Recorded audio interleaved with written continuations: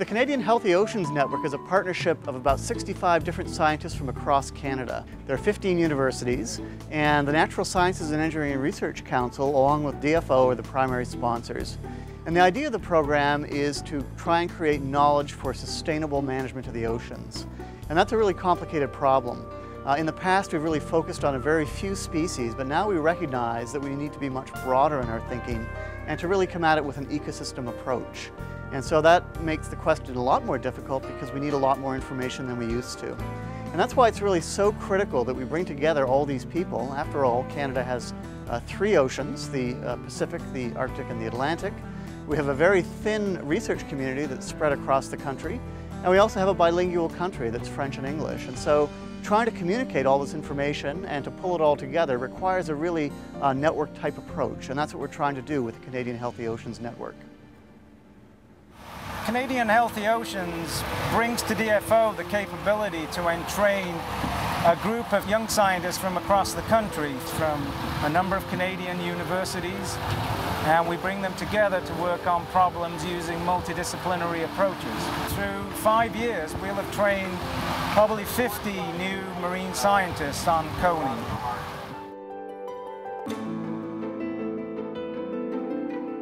CHONe gives us students a wealth of opportunity. Through the network, we have access to some of Canada's leading marine scientists. We also have a platform to interact with other students from all across Canada, and we also have access to some of the newest and most advanced scientific tools and technologies. I think with our training and experiences, CHONe students are going to be an invaluable asset to the future of marine sciences. To me, CHONe means quite a bit. It gave me an opportunity to do research on 2 of Canada's coastlines. It's been a fantastic way to meet people. I'm collaborating with other students in order to conduct my research. Well, CHONe gave me the opportunity to take part on a really great cruise like this and to study the ocean directly in the field. Everything is pretty exciting. It's nice to meet some new people, seeing the whales and getting some mud from 3,000 meters deep. It's pretty rare to be able to sample in very deep environment, so this is a great opportunity.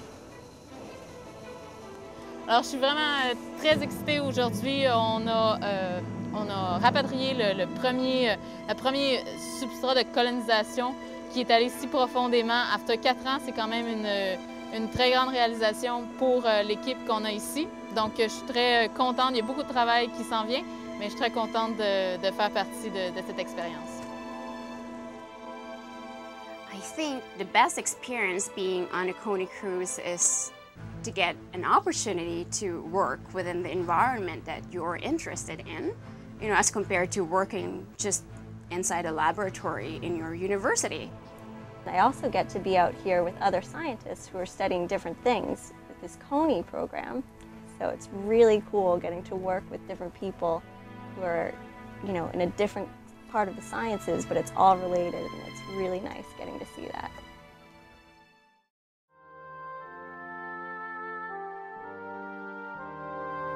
Every CHONe student works extremely hard on their piece of the puzzle. We work on our projects for years, and we're all very proud and committed to them. Each one of us has a passion for what we do. When CHONe students get together at a network meeting or on cruises, we're all very excited about our research.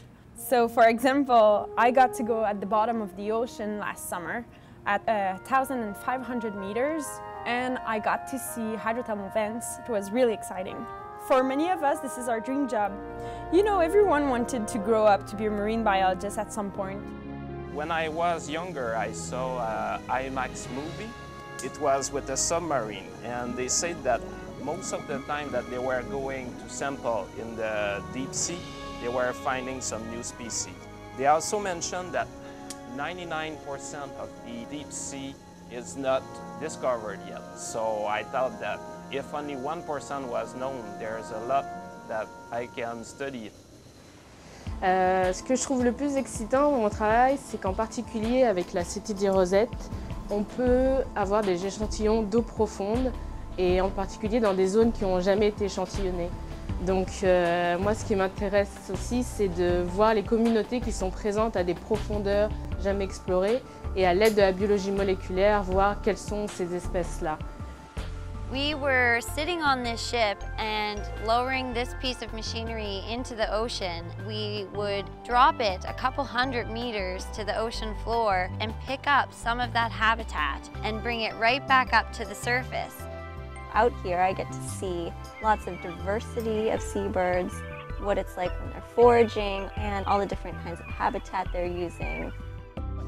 Alors, ce que j'ai derrière moi, c'est un submersible qu'on appelle le ROPA. C'est un submersible canadien qui nous permet d'aller très profondément dans l'océan, donc sur la côte continentale, mais aussi plus loin, et où les humains, à cause des conditions physiologiques, ne pourraient pas nécessairement aller. Donc, ce qu'on fait, c'est qu'on filme proche du fond et on analyse les espèces qui sont là, quel genre de communauté qu'on retrouve dans les fonds marins profonds au Canada.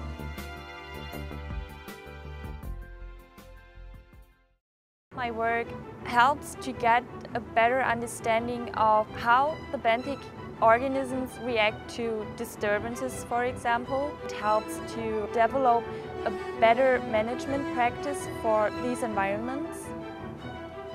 My part in the CHONe project will help contribute to conservation of the marine habitats because we're looking at seabirds and their diversity and abundance all throughout the Gulf of Maine.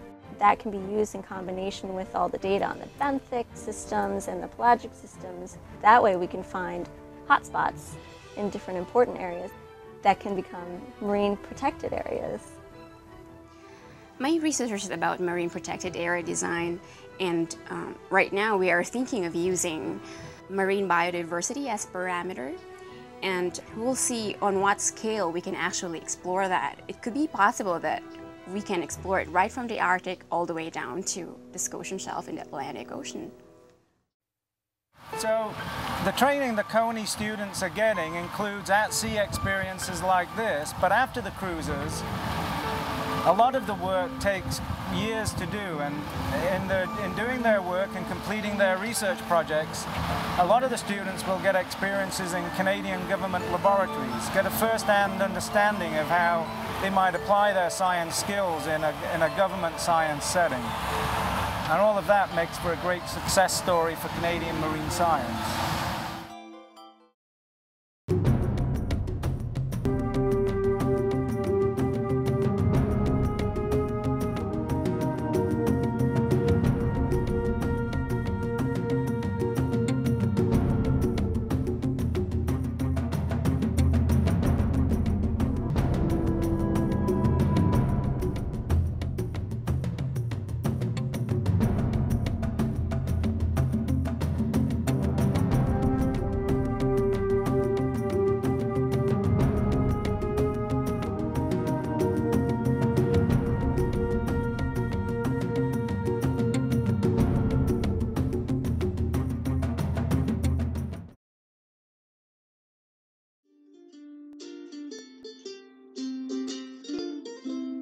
I've got to...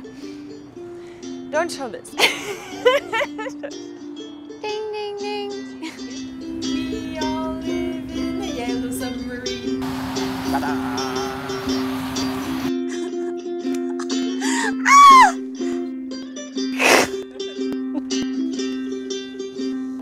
Yes!